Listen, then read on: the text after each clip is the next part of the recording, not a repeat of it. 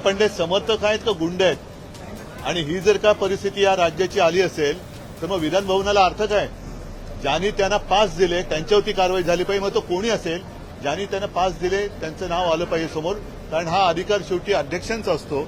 अध्यक्षांची पण दिशाभूल केली गेली का हा पण विषय आहे. मात्र अशी मारामारी आणि आमदारांना धक्काबुक्की, ही गुंडागर्दी आता विधान भवनापर्यंत पोहोचली असेल तर मग हे फार अवघड आहे.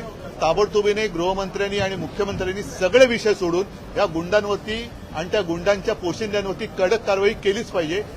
तरच तुम्ही या राज्याचे पालक मुख्यमंत्री म्हणून जनतेला तोंड दाखवायच्या पात्रतेचे आहात असंच मी म्हणेन. हे अयोग्य नुसतं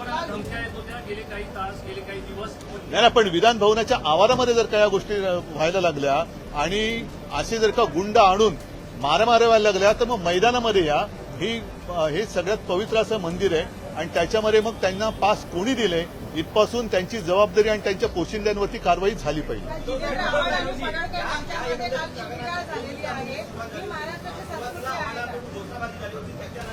बघा, विधान भवनाच्या बाहेर हा एक विषय आणि विधान भवनात या प्रांगणामध्ये जे काय होतं हे अत्यंत गंभीर आहे. जर लोकप्रतिनिधींना अशा पद्धतीने मारहाण होत असेल किंवा धक्काबुक्की होत असेल आणि विशेष म्हणजे गुंड आत आणण्यापर्यंत पाळी जात असेल तर मग शेवटी विधान भवनाचं महत्व राहिलं काय? नाही, त्यांचं